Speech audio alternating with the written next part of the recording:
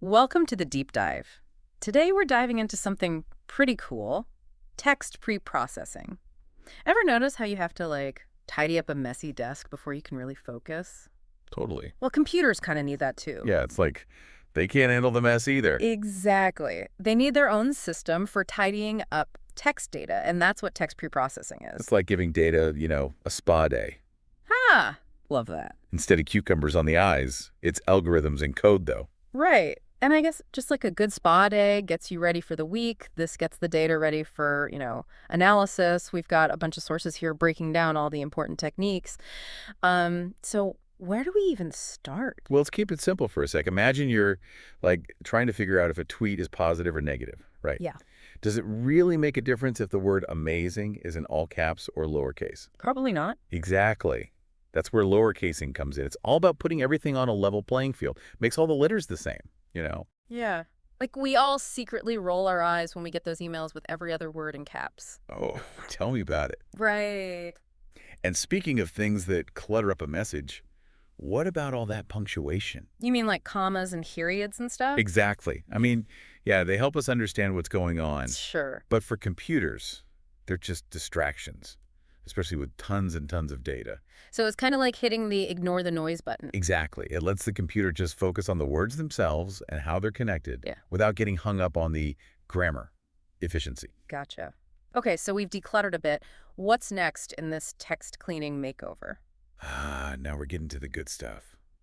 Stop words. You know those words like the A is.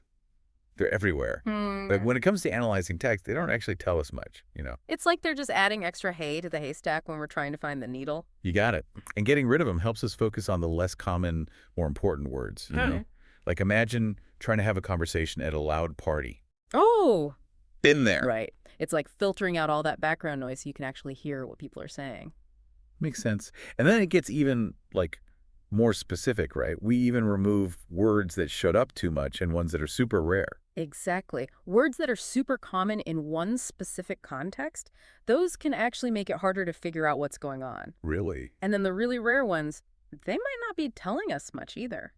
Interesting. It's about finding that sweet spot, the words that really define what the text is about.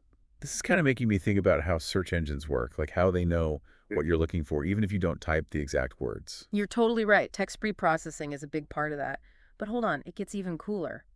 Stemming and lemmatization, that's where it gets really interesting. So think about teaching a computer the concept of run, right? Okay. With stemming, we basically just chop off the beginning and end of words to get to the root. So like running just becomes run. So it's just chopping off the extra bits. Yeah, it's quick, but it can get, a little messy sometimes. So it doesn't always work perfectly. Exactly.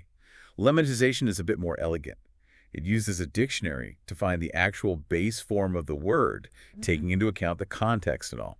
So ran becomes run, and so does running, all nice and neat. So stemming is like that friend who rushes through things, and lemmatization is more like the one who's super careful and takes their time. Ah, that's a great way to put it. Yeah. Now, you might be thinking, what about emojis? Yeah. Those convey feelings, too. Totally. Would we want to just get rid of all that emotion? It would be pretty robotic without it, right? And Right. sometimes analyzing those emotions is super important. And this is where it gets smart. We don't just remove emojis. We can actually turn them into words. Whoa, really? Yeah. So you can take that laughing emoji, the one with the tears, Yeah. and we can turn that into the word laughing, or label it with a feeling like joy. This lets us actually analyze how the text is making people feel. Wow, that's pretty incredible when you think about it. But like with any powerful tool, Comes great responsibility. exactly. As we depend more and more on algorithms to make sense of the world, it's important to know how these techniques can be used, for better or for worse. There's a whole other can of worms. Maybe for another deep dive.